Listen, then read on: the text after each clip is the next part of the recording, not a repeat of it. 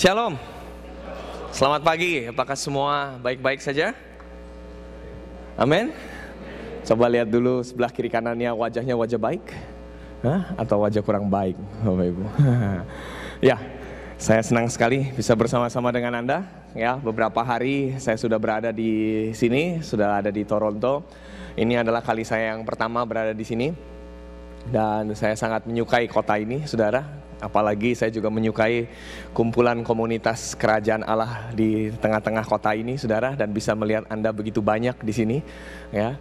Dan saya bisa lihat juga ada kasih karunia Tuhan selalu hidup di tengah-tengah kehidupan Anda, ya. Makanya Anda hari ini banyak senyum, ya, walaupun suasananya makin lama makin dingin sepertinya, tapi Anda selalu banyak senyum. Coba kasih senyumnya lagi dong sebelah kiri kanannya, saudara. Haleluya, ya, ya. Oke, saya nggak sendirian, Bapak Ibu. Saya bersama dengan keluarga tercinta. Ya, ini adalah perjalanan maraton kami dari November yang lalu, saudara. Jadi dari tanggal 15 yang lalu kami sudah berangkat ke Dubai. Kami ada pelayanan juga di Timur Tengah, ya, beberapa waktu yang lalu. 4 hari kami melayani di sana, di pelayanan pria dan pelayanan wanita di sana. Ya, ada lebih kurang 30 sampai 40 orang-orang atau jemaat Tuhan bahasa Indonesia yang ada di sana yang kami layani, dan mereka semua boleh mendengar satu kabar sukacita, ya, dari Tuhan kepada hidup mereka. Kemudian setelah dari Dubai kami berangkat ke Amerika. Kami ada di New York dan di Philadelphia. Kami melayani di Camp Pria Sejati dan di Camp Wanita Berkemenangan, ya, beberapa waktu yang lalu. Ini adalah sebuah retreat khusus para pria dan khusus para wanita juga. Ya, ini sungguh luar biasa. Ada lebih kurang 200 orang, ya, waktu itu di Philadelphia yang ikut camp ini, dan mereka semua sangat diberkati. Mereka banyak ngalamin terobosan dan banyak kesaksian-kesaksian luar biasa yang kami dengar dari camp-camp tersebut. Setelah itu kami ada waktu sedikit kosong dan kemudian kami berangkat ke sini untuk bersama-sama dengan saudara, ya, membagikan satu pesan firman Tuhan tentang generasi yang memuliakan nama Tuhan di tengah-tengah zaman yang katanya bengkok hatinya, kata firman Tuhan, saudara. Nah, hari Minggu ini saya ditemani oleh seorang istri yang luar biasa, ya. Ini adalah istri yang buat saya, dia adalah orang yang sangat menolong hidup saya, saudara. Ya, kami menikah baru 7 tahun, ya, dikaruniai 1 orang anak. Ya, saya perkenalkan istri saya, Alvina Octavia. Hani, boleh bangkit berdiri. Ya. Oke. Beliau punya background sarjana teknik, saudara. Jadi bekerja sebelumnya kuliah di engineering, ya, kuliah di engineering.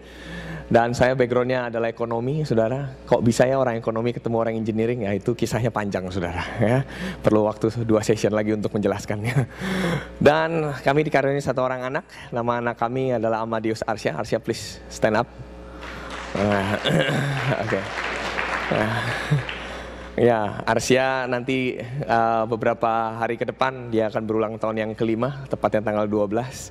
Ya, jadi waktu anak ini lahir, saya sendiri juga kagum, saudara. Lahir normal, tapi lahir tanggal 12, bulan 12, jam 12 lewat 12, saudara. Jadi kalau itu dimasukkan ke dalam nomornya Rogers, ya, Roger Wireless, nomor cantik gitu, ya, harganya mahal, saudara. Oke, hari ini, saudara, saya diberi tugas, saudara, untuk menyampaikan satu pesan firman Tuhan tentang joy, saudara. Saya perlu waktu beberapa lama, saudara, untuk memikirkan apa yang bisa saya sampaikan hari ini kepada Anda tentang joy, ya. Karena pada waktu saya buka di dalam firman Tuhan, kata joy, kata sukacita, dan kata berbahagia itu banyak arti, saudara. Ya, salah satunya berbahagia karena kita memperoleh sesuatu. Tapi ternyata firman Tuhan juga mengajarkan kita juga bisa berbahagia karena kita kehilangan sesuatu, saudara. Ya, jadi yang katanya berbahagia tidak selamanya harus kita menerima. Tapi justru ketika kita menyerahkan sesuatu, kita justru akan mengalami sebuah kebahagiaan. Tetapi hari ini saya ingin sampaikan satu materi, satu satu pesan firman Tuhan kepada kita semua yang akan mengubah mungkin paradigma kita ya, khususnya di bulan Christmas ini ya, di bulan Natal ini saudara. Banyak orang berpikir ketika Natal, wah ini adalah hari perayaan kelahiran Tuhan Yesus, dan kita selalu mungkin setiap tahun selama belasan tahun kita merayakan dengan cara yang sama, dengan paradigma yang sama. Tapi saya berusaha ya untuk mencoba untuk menemukan ada apa yang mungkin Tuhan ingin sampaikan di tengah-tengah kita hari ini, saudara. Ya, boleh disiapkan slide-nya. Oke. Tadi pagi, saudara, pada waktu saya saat teduh, saudara, itu saya ketemu di dalam satu ayat di dalam Yohanes 14 ayat yang keempat, saudara. Di situ ditulis, dan kemana aku pergi, aku tahu jalan ke situ. Ya, memang hari ini, ya, yang saya ingin persiapkan, yang saya ingin sampaikan kepada Anda ini berbicara tentang jalannya Tuhan, saudara. Ya, jalannya Tuhan. Oke, sudah tampil? Masih blackout? Oke. Nah, banyak orang bertanya-tanya, saudara. Banyak orang bertanya-tanya, sebenarnya jalan Tuhan itu jalan yang seperti apa sih? Oh, nggak bisa ditampilin di depan sini ya? Untuk feedback saya, nggak bisa ya? Oke, nggak apa-apa. Nah, banyak orang bertanya-tanya, saudara, tentang jalannya Tuhan, saudara. Nah, saya mencoba untuk menemukan, saudara, dan coba sedikit merangkum lah, saudara, jalan seperti apa sih yang ditempuh oleh Yesus, saudara. Ternyata paling nggak ada 4, saudara. Ya, yang pertama, saudara, ya, yang pertama itu adalah kelahiran, kedua adalah kematian, ketiga adalah kebangkitan, dan yang terakhir adalah kenaikan, saudara. Ya, nah kita, saudara, di bulan Desember ini seringkali yang kita ada di kepala kita adalah jalan tentang kelahiran Yesus, saudara. Ya, nah jalan tentang kelahiran Yesus ini, saudara, ya, itu ditulis di dalam Yohanes 3 ayat yang ke-16. Karena begitu besar kasih Allah akan dunia ini yang mengaruniakan anaknya yang tunggal, Tuhan kita, agar supaya siapapun yang percaya kepadanya tidak binasa, melainkan beroleh hidup yang kekal, saudara. Jadi, saudara, di jalan yang pertama ini sebenarnya Yesus ingin memberikan sebuah jalan apa kepada kita. Ini adalah jalan yang disebut jalan agape, saudara. Jalan kasih Tuhan. Apa itu kasih agape? Kasih agape adalah kasih yang paling tinggi, saudara, di antara semua jenis kasih yang lain, saudara. Tetapi banyak anak Tuhan, saudara, ketika merayakan kelahiran Yesus, dia mulai melupakan sebuah jalan ini, yaitu jalan agape ini. Mereka tahu bahwa kita harus mengasihi, tetapi kasih yang seringkali dilakukan oleh orang-orang percaya bukan lagi kasih agape. Apa lawan dari kasih agape, Bapak Ibu? Apa lawan dari kasih agape? Eros kah? Wah, ternyata lawan dari kasih agape adalah kasih EGP. Tahu kasih EGP, Bapak Ibu? EGP artinya emang gua pikirin. Ya, alias apa? Cuek, saudara, tidak mau peduli sama orang lain. Nah, hari-hari ini, saudara, ya, spirit of independence sudah mulai banyak merasuk di hampir semua belahan dunia, saudara. Sehingga punya satu sikap mental, saudara, ngapain gua pikirin orang lain? Termasuk ngapain saya pikirin suami saya, ngapain saya pikirin istri saya, ngapain saya pikirin anak-anak saya. Sudah, yang penting apa yang saya suka itu yang saya lakukan. Kita nggak lagi hidup di dalam jalan agape. Padahal jalan agape, ya, saya dan istri mendefinisikannya, kasih agape adalah kasih walaupun. Apa itu kasih walaupun? Walaupun kamu hina saya tetap mengasihi kamu. Walaupun kamu tinggalkan saya tetap mengasihi kamu. Walaupun kamu berkata-kata yang buruk tentang saya tetap mengasihi kamu. Itu adalah kasih agape. Tapi hari-hari ini banyak anak Tuhan, ya, termasuk di kota Jakarta, hari-hari ini sudah mulai lupa dengan kasih agape. Yang mereka terapkan hari ini adalah kasih EGP. Coba tanya dulu ke sebelah kiri kanannya, kamu jenis yang mana? Jenis agape atau jenis EGP, Bapak Ibu? Ya. Oke, jalan yang kedua, ya. Jalan yang kedua yang Tuhan lakukan adalah jalan kematian. Kok sepertinya nggak begitu baik ya jalan kematian ini? Dalam Yohanes 19 ayat yang ke-30, di situ dikatakan, ia berkata, sudah selesai. Lalu ia menundukkan kepalanya dan menyerahkan nyawanya. Di sini berbicara, ya, apa yang ingin Tuhan berikan kepada kita, saudara. Jalan kematian itu berbicara soal jalan ketaatan. Dan dalam Filipi 2 dikatakan gitu, walaupun dalam rupa Allah tidak menganggap bahwa kesetaraan dengan Allah sebagai milik yang harus dipertahankan. Ini berbicara soal menyerahkan hidup, saudara. Kematian berbicara soal bagaimana kita punya willingness untuk menyerahkan hidup kita kepada Tuhan, saudara. Dengan cara apa? Taat kepada Tuhan. Ketaatan kita kepada Tuhan lah yang akan menuntun kita kepada kebahagiaan, saudara. Lihat, Yesus, saudara, belajar untuk taat sampai mati, saudara. Di dalam Filipi 2 dikatakan dia taat sampai mati. Oleh karena itu Bapa di surga memuliakan hidup dia, saudara. Banyak kita orang-orang percaya kepengen hidupnya dimuliakan. Banyak kita hidupnya ingin, saudara, untuk dihargai dan diakui oleh banyak orang, saudara. Tetapi kita lupa bahwa kita seringkali nggak pernah hidup dalam sebuah ketaatan demi ketaatan, saudara. Dalam Amsal pasal yang ketiga, ayat yang ketiga sampai ayat yang keempat dikatakan, janganlah kiranya kasih dan setia meninggalkan engkau. Kalungkanlah itu pada lehermu, tuliskanlah itu dalam loh hatimu, supaya engkau mendapat kasih dan penghargaan dalam pandangan Allah serta manusia, saudara. Kalau kita mau dihargai, saudara, kita harus belajar untuk taat sama firman Tuhan. Kalau kita mau dihargai oleh Tuhan, kita mau dihargai oleh orang lain, belajarlah menerapkan kasih dan kesetiaan dalam hidup kita, saudara. Inilah obedience road, saudara. Jalan yang ketiga, kebangkitan. Ini berbicara tentang glory, saudara. Kemuliaan, saudara. Ya, saudara, ketika Yesus bangkit, saudara, wah, semua orang memuliakan nama Dia, semua orang membicarakan tentang Dia. Wah, Yesus bangkit. Ya, nggak ada lagi dalam kubur. Ada sebuah kemuliaan, ada sebuah kejutan yang terjadi di dunia ini ketika Dia bangkit. Sehingga nggak heran, saudara, kita merayakan kebangkitan Tuhan. Ya, 3 hari setelah kematiannya Dia, wah, kita sangat enjoy dan kita kagum. Ya, kebangkitan Dia, kebangkitan Tuhan berbicara soal kebangkitan rohani kita, saudara. Makanya ini dianggap kemuliaan. Ini dianggap adalah sesuatu yang menghasilkan kebahagiaan, saudara. Jalan yang keempat, saudara, adalah jalan kenaikan ke surga, saudara. Ini yang seringkali juga kita jarang membahasnya, saudara. Dalam Kisah Rasul ayat yang pertama sampai ayat yang kedua, Yesus terangkat ke surga, dilihat oleh banyak murid-muridnya. Dan pada waktu Dia naik ke surga, saudara, Yesus meninggalkan sebuah janji, yaitu penolong untuk hadir. Makanya kenaikan Yesus ke surga, saudara, seringkali ditandai dengan apa? Turunnya Roh Kudus, saudara. Nah, di sini, saudara, diceritakan tentang apa, saudara? Rain road. Rain road artinya jalan untuk memerintah, saudara. Alkitab mengatakan, saudara, ketika Yesus naik ke surga, apa yang Dia lakukan? Alkitab berkali-kali mencatat, ketika Dia naik ke surga, duduk di sebelah kanan Allah. Apa yang Yesus lakukan ketika Dia duduk? Dia memerintah, saudara. Dan Alkitab juga mencatat, saudara, ketika nanti suatu saat kita mati dan kita dibangkitkan juga oleh Yesus, kita diharapkan juga boleh duduk bersama-sama dengan Yesus memerintah, saudara. Ini adalah jalan untuk memerintah, saudara. Yesus akan memerintah hidup kita. Pertanyaannya, apakah hari-hari ini hidup kita diperintah oleh Allah atau tidak, saudara? Ataukah kita diperintah oleh setan, saudara? Jangan-jangan kita hanya diperintah oleh Allah kalau hari Sabtu dan hari Minggu, tapi Senin sampai Jumat kita diperintah sama yang lain, saudara. Ya, Yesus sebenarnya sudah ajarkan 4 hal ini. Nah, 4 hal ini adalah 4 hal yang sering kali dirayakan oleh orang Kristen, saudara. Ya, ini sering kali dirayakan oleh orang Kristen. Ya, kita merayakan kelahiran, sebentar lagi kita merayakannya. Ya, tahun depan kita akan merayakan kematian dan kebangkitan, dan juga kita akan merayakan kenaikan Yesus ke surga, saudara. Ini adalah 4 hal yang sering kali kita rayakan. Tapi sesungguhnya, saudara, ada hal-hal yang lebih penting, saudara, daripada 4 hal ini, saudara. Ini yang sering kali kita nggak pernah punya perayaannya, saudara. Mau tahu nggak, saudara, 3 hal ini apa, saudara? Yang pertama, saudara, adalah sebenarnya kehidupannya. Sayang sekali kita nggak pernah ada sebuah perayaan kehidupan Yesus, saudara. Kelahiran Yesus dirayakan, kematian Yesus dirayakan, ada penyelenggaraan perayaannya.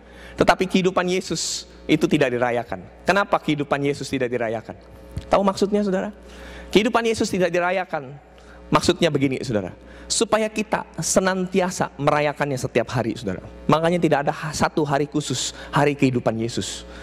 Kalau kita udah jadi percaya, saudara, seharusnya setiap hari kita merayakan kehidupan Yesus, saudara. Makanya gak pernah ada satu hari khusus untuk merayakan kehidupan Yesus. Pertanyaannya hari ini, apakah kita setiap hari merayakan kehidupan Yesus dalam kehidupan kita, saudara? Kehidupan berbicara apa, Bapak Ibu? Kehidupan di sini berbicara soal Yohanes 10 ayat yang 10b.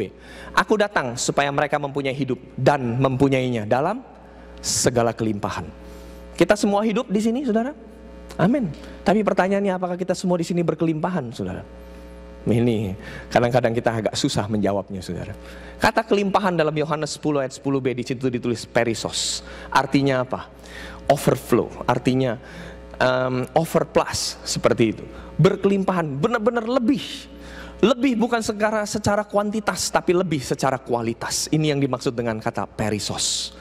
Kita seringkali kalau kita berdoa, kita selalu minta lebih secara kuantitas. Tetapi pernahkah kita berdoa, Tuhan, saya mau lebih secara kualitas?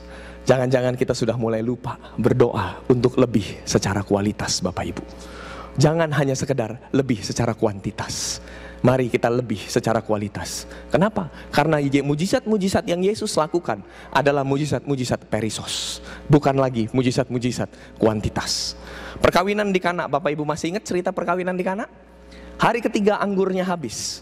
Adat istiadat orang Yahudi kalau mereka menikah, kalau mereka kawin, mereka mesti pesta 7 hari 7 malam. Dan hari ketiga anggurnya habis. Kata orang kalau proses atau pesta pernikahan belum waktunya selesai, sudah habis makanan dan anggurnya, pamali katanya saudara. Ya, haram hukumnya katanya saudara. Ya, Anda juga kalau menikahkan anak saudara, masa pesta 2 jam, baru pesta saudara, ya, setengah jam kambing gulingnya sudah habis saudara. Mungkin kalau di sini babi panggang, saudara. Ya, kalau pesta di sini babi panggang, bakmi goreng dan sebagainya, ya habis. Ya, atau ikan sweet sour yang ditai bambu itu, saudara. Itu enak banget, saudara. Ya, itu habis, saudara. Setengah jam sebelumnya sudah habis. Wah, gimana rasanya? Malu kan, saudara? Sama, ketika itu mempelai malu, saudara. Takut, saudara. Hari ketiga anggur sudah habis, padahal pesta masih ada 4 hari lagi. Tetapi di situ dikatakan, Yesus dan murid-muridnya diundang ke dalam perkawinan itu, dan ibu Yesus mendesak Yesus untuk melakukan mujizat. Yesus bilang sama ibunya, "Ibu, saatku belum tiba." Tetapi akhirnya Yesus tetap melakukan mujizat itu. Saudara, kalau saudara perhatikan di dalam Yohanes 2 ayat yang ke-10, yang Yesus lakukan mujizatnya bukan menambahkan anggurnya saja. Bukan menambahkan anggurnya. Di situ saudara, kepala atau pemimpin pesta, dia bilang begini sama mempelainya, "Setiap orang menghadirkan anggur yang baik dahulu, baru yang kurang baik. Tetapi kamu menyediakan anggur yang selalu baik sampai sekarang," katanya. Lihat, konteks di depan berbicara kekurangan anggur. Dia nggak bilang anggurnya nggak enak. Tetapi yang Yesus lakukan mujizatnya adalah apa, saudara? Bukan hanya menambahkan jumlah anggurnya, tetapi dia mengubah kualitas anggurnya. Kualitas anggurnya jadi baik, saudara. Bapak Ibu sekalian, berapa banyak kita lupa meminta mujizat kepada Tuhan, mujizat kualitas. Kita seringkali memintanya tambahkan, tambahkan, dan tambahkan. Yang ada di kepala kita kuantitas. Tetapi yang Yesus lakukan dalam kehidupannya, yaitu perisos, kuantitas dan kualitas. Ini yang seharusnya kita miliki, perisos life, perisos road, saudara. Yang kedua, yang sering kali juga nggak kita pestakan adalah apa? Antara kematian dengan kebangkitan, walaupun usianya hanya 3 hari, ya, jaraknya hanya 3 hari, tetapi seorang hamba Tuhan mengatakan bahwa antara kematian dengan kebangkitan selama 3 hari, di situ dia bilang, the secret of life. Ini adalah rahasia kehidupan, katanya. Apa yang terjadi dalam rahasia kehidupan? Di dalam rahasia kehidupan, di situ berbicara soal kemenangan. 2 Korintus 5 ayat yang ke-15. Saya akan bacakan buat kita semua. 2 Korintus 5 ayat yang ke-15. Di situ dikatakan, dan Kristus telah mati untuk semua orang, supaya mereka yang hidup tidak lagi hidup untuk dirinya sendiri, tetapi untuk Dia yang telah mati dan telah dibangkitkan untuk mereka. Di sini berbicara soal apa, saudara? Bahwa kita, saudara, bisa hidup kalau hidup kita dipersembahkan kepada Tuhan. Makanya di kitab Roma 12 dikatakan apa? Situ dikatakan bahwa hendaklah kamu menyerahkan hidupmu, tubuhmu sebagai persembahan yang hidup. That's the living sacrifice. Anda tahu yang dimaksud dengan living sacrifice? Living sacrifice maksudnya begini. Kita tahu bahwa hidup kita itu adalah hidup untuk Tuhan, bukan hidup untuk siapapun. Hidup kita adalah hidup untuk Tuhan. Makanya Paulus juga bilang, hidupku bukan aku lagi yang hidup, melainkan Kristus yang hidup di dalam aku. Sadar gak Bapak Ibu bahwa hidup kita adalah mencerminkan gambaran Kristus? Apakah Bapak Ibu ketika Anda bertemu dengan banyak orang, Anda sedang memancarkan kemuliaan Kristus kepada banyak orang? Hari-hari ini ketika orang lihat hidup kita, orang gak lagi ngeliat Kristus. Orang hanya melihat, oh ya, kita sebagai nama kita saja, atau pada perbuatan kita saja. Tapi seharusnya ketika kita hidup, ketika kita ada bersama dengan orang-orang, mereka boleh melihat Kristus dalam kehidupan kita, saudara. Sehingga nggak perlu lagi, saudara, susah-susah, saudara, untuk berbicara tentang Kristus. Orang lihat kita aja, orang nggak pengen kenal tentang Yesus.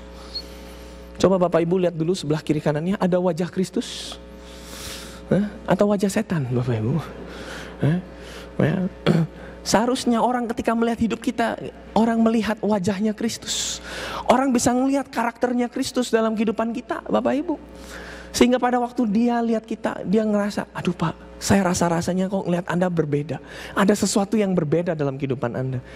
Inilah yang dinamakan hidup tersembunyi di dalam Kristus. Ya, waktu hari Jumat yang lalu saya sempat sampaikan, banyak kita hidup saudara. Ya, kita hanya kalau ditanya, Kristus ada di mana? Jawaban kita simple. Oh, Kristus ada di hati saya. Tapi itu gak cukup. Yohanes 15 mengatakan gini, aku di dalam kamu, kamu di dalam aku. Kalau itu terjadi, kamu akan berbuah lebat. Kita kalau ditanya, Kristus ada di mana? Cuma jawabnya, ya Kristus ada di dalam aku, katanya. Tapi yang mesti ditanya hari ini, apakah kita ada di dalam Kristus, Bapak Ibu? Kita ada gak di dalam Kristus? Jangan-jangan kita tidak di dalam Kristus. Padahal kitab Kolose juga mengatakan, hidup kita tersembunyi di dalam Kristus. Jadi yang ditampilkan adalah Kristus, saudara. Sebenarnya hidup kita ini adalah etalase kemuliaan Tuhan. Hidup kita adalah etalase karakter Kristus. Sehingga kemanapun kita jalan, mereka akan melihat Kristus hidup dalam hidup kita. Inilah yang namanya the secret of life. Kita mampu berjalan, kita mampu bisa hidup dengan bahagia ketika Kristus ada di dalam kehidupan kita. Dan dia memancar keluar, Bapak Ibu. Ya. Balik lagi Bapak Ibu ke tempat yang tadi. Aku di dalam kamu, kamu di dalam aku. Ini sama seperti teori handphone, Bapak Ibu. Saya yakin penemu sinyal handphone juga belajar dari Yohanes 15 ayat yang kelima ini, Bapak Ibu. Ya, aku di dalam kamu, kamu di dalam aku. Bapak Ibu punya handphone, Bapak Ibu? Punya semua handphone di sini, ya? Saya yakin kita semua di sini punya handphone, tapi sedikit yang punya BlackBerry katanya di sini, ya.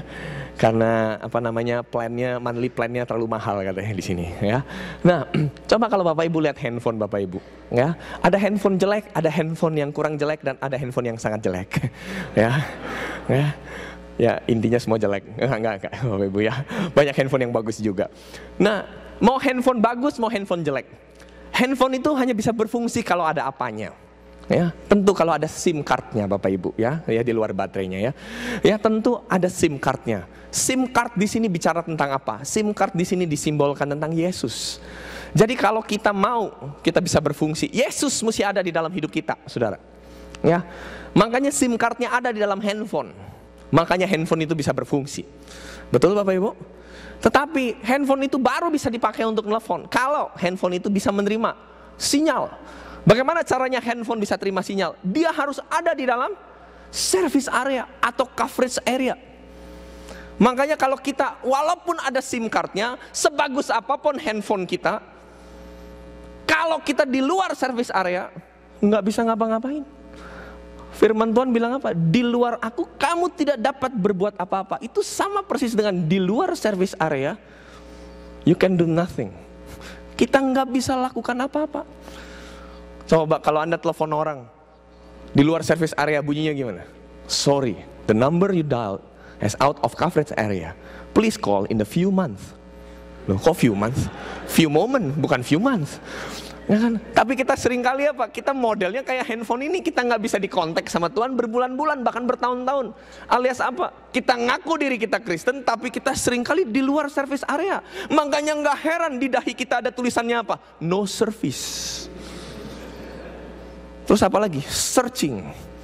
Nah, handphone saya nih Saudara, sama handphone istri saya pakai SIM cardnya T-Mobile USA, Saudara. Di sini Saudara tulisannya apa? Roaming, Saudara. Kenapa Saudara? Ini di service area tapi roaming, Saudara. Nah, banyak orang Kristen Saudara, ya hidupnya roaming, Saudara.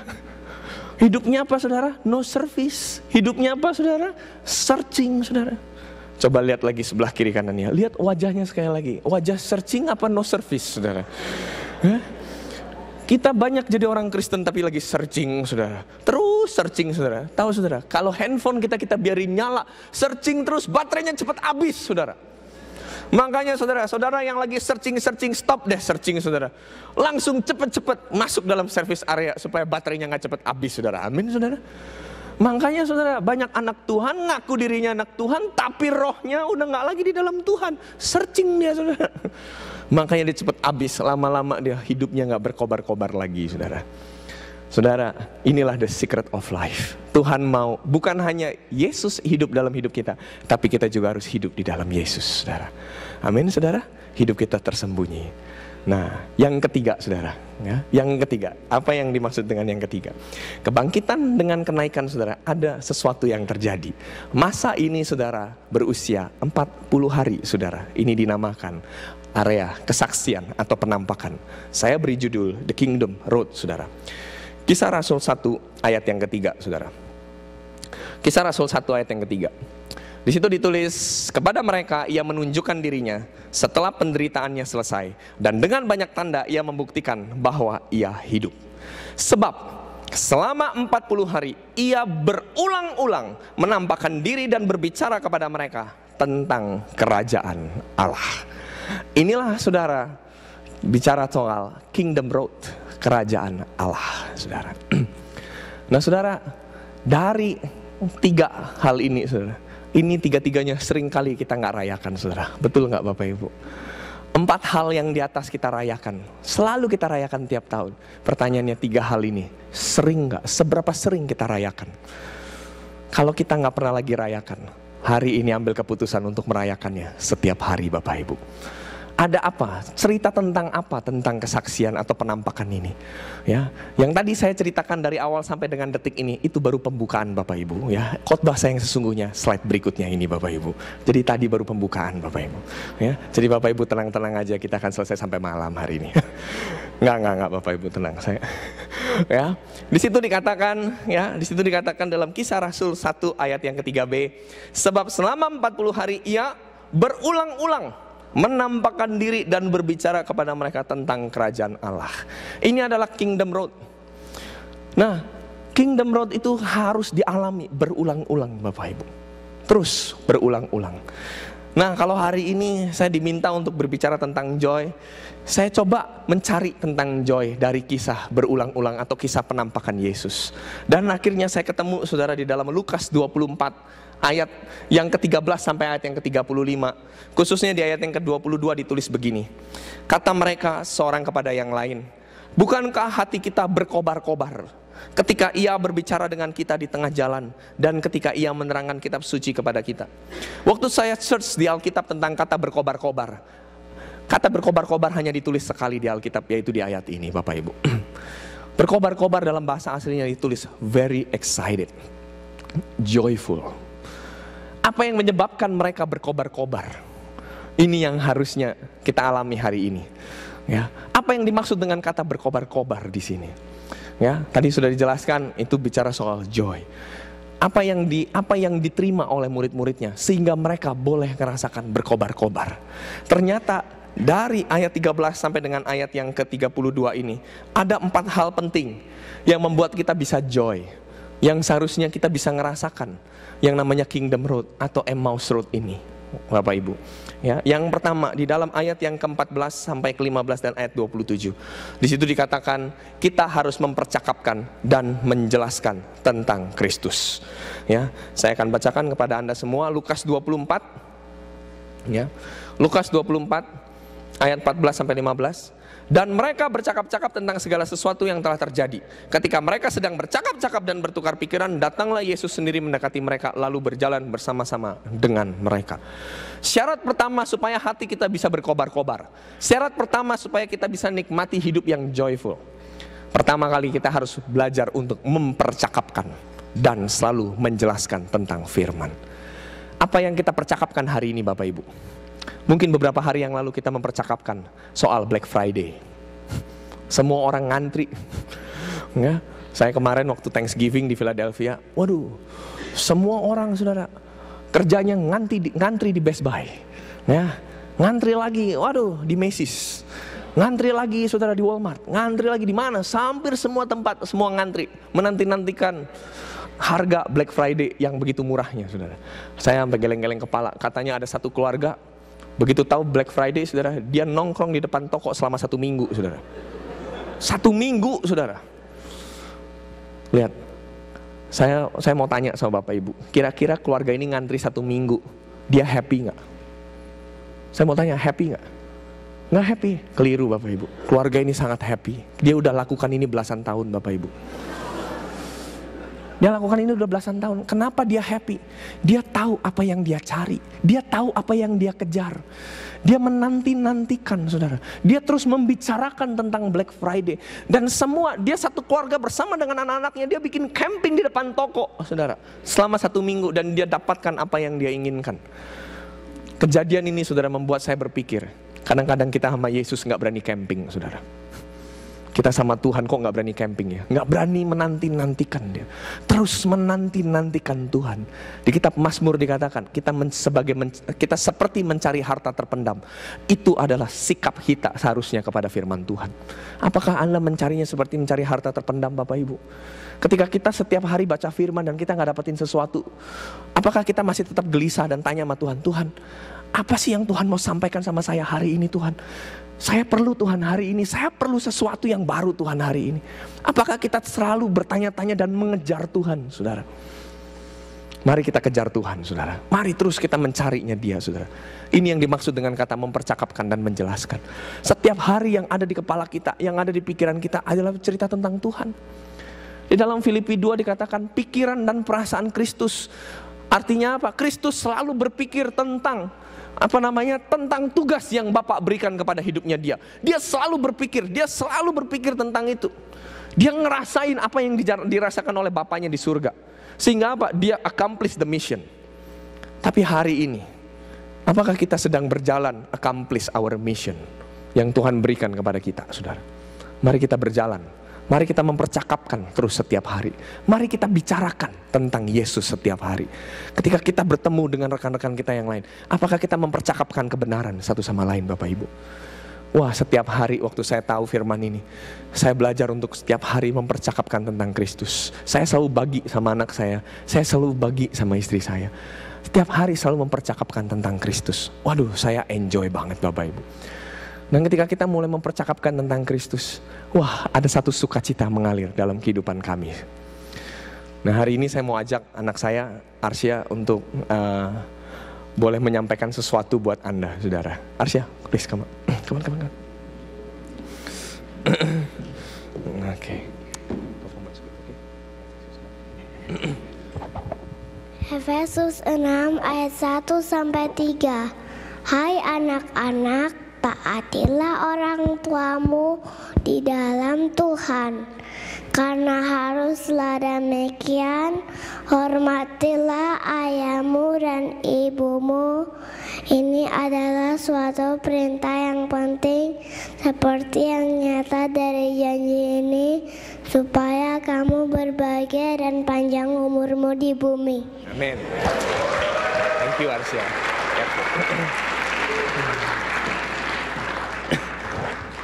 Ketika kami mulai belajar mempercakapkan firman, Bapak, dia mulai menghafalnya dan dia selalu pegang firman itu, Bapak Ibu. Taatilah orang tuamu setiap hari, Bapak Ibu. Pada waktu setiap kali saya ajak anak saya untuk performance seperti itu, hati saya sebagai orang tua bahagia. Hati istri saya selalu bahagia. Anda mau joyful? Belajar mempercakapkan firman tiap hari, Bapak Ibu. Amin. Di dalam firman isinya tentang kebenaran. Dalam firman isinya kuasa buat kehidupan kita. Nah, mari katakan sama sebelah kiri kanan, mulai hari ini mari bicara tentang firman. Amin. Ya, boleh bicara tentang diskon, boleh ya, boleh, bukan nggak boleh ya. Saya tahu ibu-ibu di sini kayaknya gatel banget yang pengen bicara tentang diskon. Ya, nggak apa-apa ibu-ibu, nggak apa-apa. Tapi mari kita juga berbicara tentang firman ya. Kemarin ya, minggu yang lalu waktu saya cell group di New York ya, kami bahas tentang Amsal 23 ayat 23. Di situ firman Tuhan berkata ya, dia bilang, belilah kebenaran dan jangan menjualnya, katanya. Waduh, ternyata kita disuruh shopper juga, saudara. Disuruh shopping, saudara.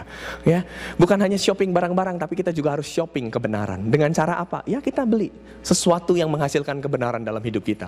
Dan ini sangat excited. Dan mereka semua di cell group kemarin waktu mereka bahas firman ini, mereka senang sekali. Tiap hari kita bicarakan firman. Yang kedua, Bapak Ibu, ya, apa yang bisa membuat kita bisa mengalami berkobar-kobar sama seperti murid-murid Tuhan? Ayat 29. Ya, di ayat 29 Lukas 24 ayat 29 dikatakan, tetapi mereka sangat mendesaknya, katanya, tinggallah bersama-sama dengan kami, sebab hari telah menjelang malam dan matahari hampir terbenam. Lalu masuklah ia untuk tinggal bersama-sama dengan mereka. Lihat, ayat 29, tapi mereka sangat mendesaknya. Saudara, seberapa sering kita mulai mendesak Tuhan? Mendesak di sini bicara yang positif, bukan bicara yang negatif. Mendesak Tuhan artinya gini, Tuhan, aku kepengen banget Tuhan. Tuhan, aku rindu banget Tuhan. Tuhan, nyatakan sesuatu Tuhan dalam kehidupanku Tuhan, sesuatu yang baru Tuhan. Aku rindu Tuhan. Ini yang namanya mendesak Tuhan. Mendesak Tuhan untuk tinggal bersama-sama.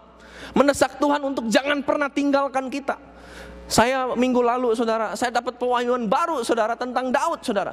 Daud adalah seorang raja yang begitu powerful. Daud adalah seorang raja yang penuh dengan hikmat, raja yang penuh dengan kuasa dan otoritas saudara. Tapi ketika dia mulai jatuh dalam dosa perzinahan saudara, dan kemudian dia ditegur oleh seorang nabi bernama Nabi Nathan saudara. Tahu apa yang terjadi saudara? Daud bertobat. Dan Daud bilang gini sama Tuhan, Tuhan, engkau boleh ambil segalanya daripadaku, tapi jangan pernah jauhkan rohmu dariku. Wah saudara, ini dahsyat banget saudara. Daud bilang, Tuhan kau boleh ambil segalanya, tapi jangan jauhkan rohmu dariku. Apa yang dilakukan Tuhan sama Daud? Tuhan kembalikan otoritasnya Daud saudara. Kenapa? Karena Daud mencari yang prioritas saudara. Ini yang namanya mendesak Tuhan saudara. Bapak Ibu, berapa lama, seberapa sering kita senantiasa mendesak Tuhan. Tuhan, jangan biarkan rohmu jauh daripadaku. Jangan-jangan saudara, kita udah biarin Tuhan, nggak apa-apa, Tuhan nggak ada, bye-bye, nggak apa-apa. Yang penting kita Kristen Natal. Yang penting waktu Natal kita datang, kita happy saudara. Saudara, mari saudara, kita punya mental sama seperti Raja Daud. Tuhan, kau boleh ambil segalanya, tapi jangan pernah jauhkan rohmu dariku. Karena Daud tahu, kalau dia diambil rohnya, Daud nggak bisa apa-apa lagi saudara.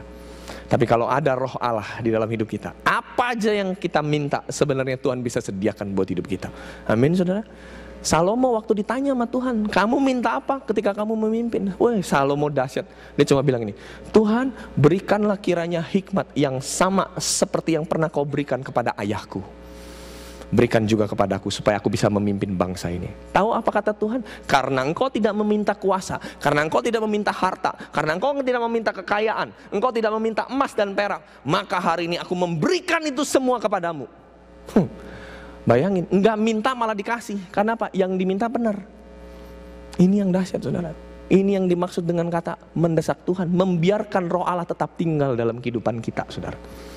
Murid-muridnya ngerti saudara. Makanya yang ketiga saudara, cara untuk bisa berkobar-kobar. Di situ dikatakan, masuklah, tinggallah bersama-sama dengan kami. Kemudian Alkitab mencatat, masuklah ia dan tinggal bersama-sama dengan mereka. Ini berbicara soal komunitas. Anda mau sukacita Bapak Ibu? Tinggallah di dalam komunitas. Jangan tinggal sendirian Bapak Ibu. Beradalah dalam komunitas. Saya bersyukur jemaat Tuhan di gereja ini cukup banyak dan Anda ada di dalam sebuah komunitas. Saya cuma berharap komunitas yang Anda lakukan di tempat ini adalah komunitas yang sehat. Komunitas yang sehat adalah komunitas yang mempraktekkan saling melayani, saling menegur, saling menasehati. Ya. Kemudian apa? Saling menolong, saling membantu. Itulah yang dinamakan eupoia dan koinonia. Itu yang dinamakan dengan kata saling. Hiduplah dalam komunitas. Orang yang gak ada dalam komunitas hancur Bapak Ibu. Belajar ada di dalam komunitas bersama-sama, saling praktek. Makanya saya kalau lagi traveling Bapak Ibu, saya sebenarnya lebih suka memang tinggal di rumah seseorang atau tinggal di sebuah keluarga daripada tinggal di hotel. Kenapa? Tinggal di rumah sebuah keluarga bisa merasakan ada komunitas, ada rasa kekeluargaan, ada sesuatu ya yang attach seperti itu. Ya. Beberapa hari ini kami tinggal di rumahnya Steve dan Trisna dan saya sangat diberkati oleh mereka. Boleh kita beri tepuk tangan buat mereka? Ya. Dan mereka adalah keluarga yang, waduh, buat saya sangat luar biasa, saudara. Ya, mereka keluarga yang sangat luar biasa. Pagi-pagi tadi, saudara, waktu kami bangun, saudara, waduh, mereka udah siapin sarapan, saudara. Ya, katanya pagi-pagi sempat berangkat dulu ke Starbucks demi susu coklat rasa mint, saudara. Wah, itu luar biasa, saudara. Dan pagi-pagi kami ngelihat, waduh, nyekopin dulu salju, saudara, di depan, saudara. Wah, itu luar biasa, saudara. Ya. Kenapa? Kalau kita tinggal di dalam sebuah komunitas, saudara, ini yang dilakukan Yesus. Yesus nggak tinggal di hotel, saudara. Dia tinggal bersama-sama, saudara. Dan apa yang Yesus lakukan ketika dia tinggal? Nah, ini yang penting, saudara. Ya, ini yang keempat yang penting, saudara. Ayat yang ke-30. Ketika Yesus ada di dalam rumah itu, saudara, siapapun, dia mengambil roti, kemudian dia mengucap berkat, memecahkan dan memberikan, saudara. Jadi yang Yesus lakukan makan-makan, saudara. Makanya kalau di hotel agak susah makan-makan bersama, saudara. Kalau di rumah sering makan-makan, saudara. Ya, makanya saya tinggal di rumah mereka makan-makan terus, saudara. Aduh, puji Tuhan. Ya. Tapi bukan itu yang dimaksud bukan itu yang dimaksud dengan makan-makan, saudara. Di sini dikatakan mengucap berkat, ya, memecah-mecahkan roti, yang dimaksud adalah melayani, saudara. Saya yakin, saudara, ketika Yesus menampakkan dirinya kepada murid-muridnya, Yesus nggak begini. Dia duduk di sana, dia panggil murid-muridnya, ayo kasih roti sini, ayo sini. Yesus duduk diam, nggak, saudara. Apa yang Yesus lakukan? Dia melayani, saudara. Ayo semua duduk sini. Yesus yang layani. Dia yang melayani murid-muridnya, dia pecahin rotinya, dia kasih satu-satu sama muridnya. Wih, dahsyat banget, saudara. Ini yang namanya, saudara, melayani, saudara. Jadi ketika kita bisa berkobar-kobar adalah ketika kita mau melayani, saudara, satu sama lain, saudara. Jangan-jangan kita udah mulai lupa hari-hari ini untuk melayani seorang akan yang lain, saudara. Mari kita belajar saling melayani, saudara. Yesus, saudara, waktu datang sebuah kota, dia panggil Sakeus, Sakeus, turun. Aku mau makan di rumahmu. Nah, saudara pernah kebayang, saudara, ketika Yesus ada di rumah Sakeus, kira-kira apa yang Yesus lakukan? Apa yang Yesus lakukan kira-kira? Makan-makan, betul. Apakah Sakeus yang layanin Yesus? Saya yakin Yesus sebenarnya sedang melayani Sakeus, saudara. Di dalam rumah itu Yesus yang melakukan sebuah pelayanan. Makanya firman Tuhan bilang, anak manusia datang bukan untuk dilayani, melainkan untuk melayani, saudara.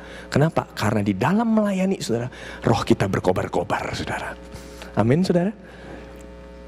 Saudara, mau gak kita ngalamin, saudara, hati kita berkobar-kobar, joyful. Lakukan 4 hal ini, saudara. Yang pertama apa tadi? Belajar mempercakapkan. Belajar untuk selalu gali firman Tuhan. Yang kedua, apa yang harus kita lakukan, saudara? Belajar untuk mendesak Yesus. Belajar selalu punya pengharapan kepada Yesus. Selalu menanti-nantikan dia, Bapak Ibu. Yang ketiga, apa yang ketiga? Adalah hiduplah dalam komunitas. Dan yang terakhir adalah apa, saudara? Makan-makan, saudara. Saling melayani, Bapak Ibu. Amin.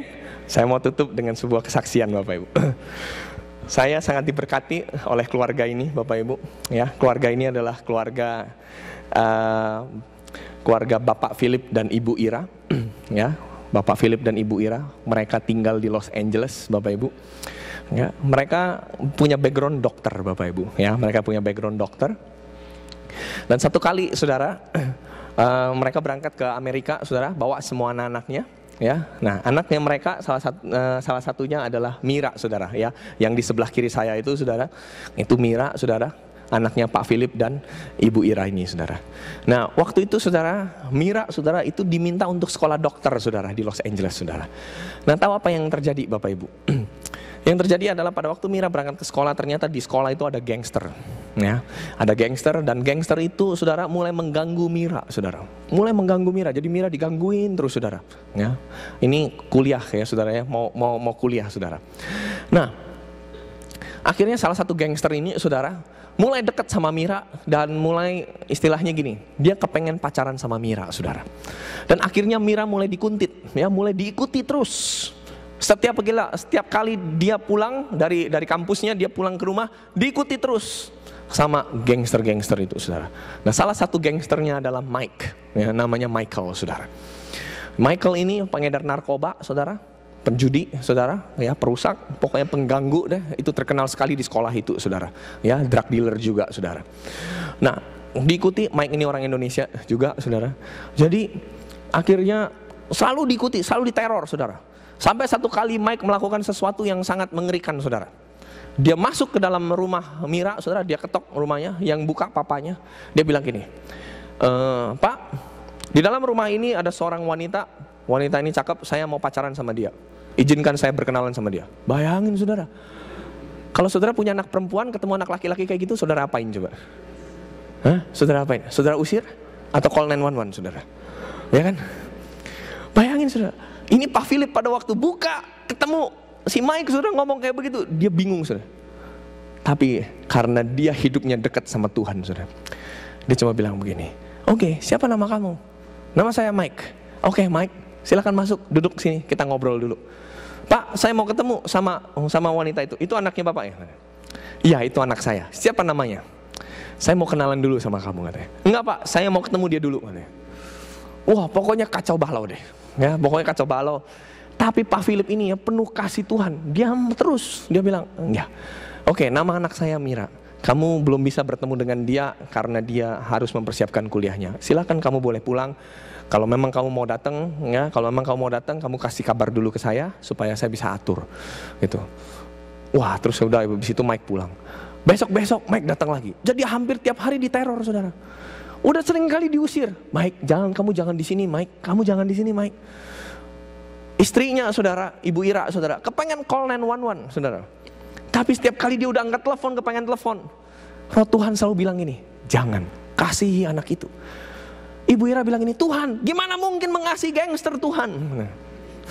Terus kemudian kemudian Ibu Ira mulai ingat lagi firman Tuhan, bagaimana Yesus mengasihi orang-orang yang dibuang, saudara. Dan akhirnya, saudara, Ibu Ira mulai belajar untuk mengasihi anak ini, saudara. Si Mike ini, saudara. Waduh, Mike teror terus, apa-apa diteror terus. Tahu apa yang terjadi? Satu kali Mike berhasil ngebobol rumah, saudara. Jadi Mike punya kunci serep, saudara. Rumah Ibu Ira ini, saudara. Saudara bisa bayangin nggak? Itu kan pelanggaran banget kan, saudara kan? Dia masuk ke dalam rumah, dia tidur dalam rumah. Jadi pas datang kaget, di rumah ada Mike. Ditanya, dia kepengen kenalan. Dan akhirnya kenalan, pokoknya setiap kali di kampus selalu diteror. Satu kali pernah diusir lagi, Mike tidur di garasi, saudara. Dia bongkar pintu garasi, dia tidur di garasi, saudara. Berhari-hari demi pacaran sama Mira, saudara. Wah, Miranya nggak berani, saudara. Akhirnya Mira karena saking stresnya diteror begitu, saudara, nggak jadi kuliah kedokteran, saudara. Ya. Tapi, saudara, satu kali, saudara, Ibu Ira bilang gini, Tuhan, aku nggak sanggup lagi, Tuhan. Aku nggak sanggup lagi, Tuhan. Dan dia mulai datang ke dalam komunitas, mulai didoakan. Anehnya, saudara, komunitas itu bisa bilang gini, Bu, sepertinya Tuhan mau lakukan sesuatu sama anak ini, Bu, lewat hidupnya Ibu. Tapi masa begini sih caranya, katanya. Bu, biarkan kekuatan dan anugerah Tuhan hadir buat Ibu dan Bapak setiap kali. Waduh, Ibu Ira tekanannya luar biasa. Nggak tahu para ibu di sini, Anda bisa ngerasain nggak tekanan sebagai seorang ibu dari anak perempuan kalau diteror sama seorang pria yang nggak dikenal dan gangster pula, ya kan? Kita nggak ngerti kan rasanya gimana kan? Nah, akhirnya Bapak Ibu terus itu boleh terjadi, terus terjadi. Sampai satu kali Bapak Ibu, Ibu Ira udah hampir nggak kuat. Ibu Ira cuma doa tiap hari dan dia doa, dia bilang, Tuhan tolong saya Tuhan. Ajar saya Tuhan bisa mengasihi anak ini Tuhan. Ajar saya bisa mengasihi anak ini Tuhan. Ajar saya Tuhan. Berkali-kali dia berdoa seperti itu. Berulang-ulang dia butuh campur tangan Tuhan. Satu kali, saudara, waktu Ibu Ira lagi doa, saudara, Mike masuk ke dalam rumah itu, saudara. Mike masuk ke dalam rumah itu, saudara. Dan Mike dengar ada suara seorang ibu nangis di atas. Mike penasaran siapa yang lagi nangis. Dia naik ke atas, saudara. Dia buka kamar di atas. Dia lihat Ibu Ira lagi doa di situ sambil nangis. Dan Ibu Ira ngomong di sini, Tuhan kasih aku kesempatan mengasihi Mike, Tuhan. Kasih aku kesempatan. Nah, pada waktu dia bilang kasih aku kesempatan mengasihi Mike, Mike pas lagi buka pintu, saudara. Mike langsung duduk di sebelah Ibu Ira. Dia bilang, Tante, kenapa Tante mau doain saya padahal saya udah jahat banget sama Tante? Saudara tahu nggak proses Mike menteror sampai pertemuan Mike buka pintu ketemu dengan Ibu Ira ini, mau tahu berapa lama, saudara? 3 tahun, saudara. 3 tahun, saudara. Saudara, hari itu Ibu Ira lagi nangis, dia bilang, oh Mike, kamu lagi ada di sini, kamu udah makan belum? Tante, saya mau tanya, kenapa Tante masih mau berdoa buat saya? Padahal Tante nggak kenal saya siapa? Kenapa Tante mau berdoa buat saya? Ibu Ira cuma bilang gini, Mike, ajarin Tante untuk bisa, kasih Tante kesempatan untuk bisa mengasihi kamu sama seperti Tante mengasihi anak-anak Tante. Tante mau sayang sama kamu. Wih, Mike ngeluarin air mata, saudara. Dan hari itu, saudara, Mike terima Yesus, saudara. Dan Ibu Ira bilang gini, Mike, kamu mau jadi anak Tante? Mau. Syarat pertama mau jadi anak Tante, kamu mesti terbuka. Kamu siapa? Akhirnya Mike, saudara, cerita siapa hidupnya dia. Dan di situ Ibu Ira baru syok, ternyata Mike itu drug dealer dan gangster. Ibu Ira mungkin sempat berpikir, aduh, salah pilih orang nih. Ya, saya nggak tahu kalau Anda mungkin berpikir begitu juga kali ya, salah pilih orang ya. Tapi apa yang terjadi, Bapak Ibu? Yang terjadi apa? Hari itu Mike buka hatinya buat Yesus. Dan hari itu Ibu Ira bilang ini, Mike, kalau kamu mau jalan sama Mira, tante izinin. Tapi dengan satu syarat, kamu harus belajar hidup sama seperti anak tante hidup. Belajar mencintai Tuhan. Mau? Mau. Mulai hari ini kamu mesti tinggalkan barang-barang itu, tinggalkan gangster kamu. Tinggallah bersama dengan tante di sini. Tante akan rawat kamu. Waduh, Mike hancur hati, saudara. Mike hancur hati, saudara. Nah, Mira itu udah dipulangin ke Indonesia, saudara, karena gagal kan sekolah dokter, saudara, dipulangin ke Indonesia. Nah, satu kali Mira, saudara, balik lagi ke LA untuk liburan, saudara. Yang jemput Mike, saudara, setelah beberapa bulan, yang jemput Mike, Mira kaget, saudara. Langsung telepon maminya, Mami, kenapa Mike yang jemput? Maminya bilang gini, Mira, percaya sama Mami, kamu pulang sama Mike. Waduh, Mira tuh ketakutan, saudara. Tapi Mike lembutnya luar biasa, saudara. Diubahkan Tuhan dahsyat, saudara. Hanya dalam waktu beberapa bulan, saudara, Tuhan lembutkan, ubah hidupnya Mike, saudara. Dan lama kelamaan, saudara, Mira mulai ada rasa kasih sayang sama Mike, saudara. Akhirnya apa, saudara? Akhirnya mereka mulai membangun hubungan, saudara, dalam pranikah, saudara. Terus sampai akhirnya mereka menikah, saudara. Nah, ketika mereka menikah, saudara, Tuhan terus pakai hidupnya Mike, saudara. Saudara mau tahu, saudara, siapa Mike sekarang, saudara? Mike adalah gembala senior Abalof Los Angeles, saudara. Dia adalah salah seorang senior pastor kami, saudara, di Los Angeles, saudara.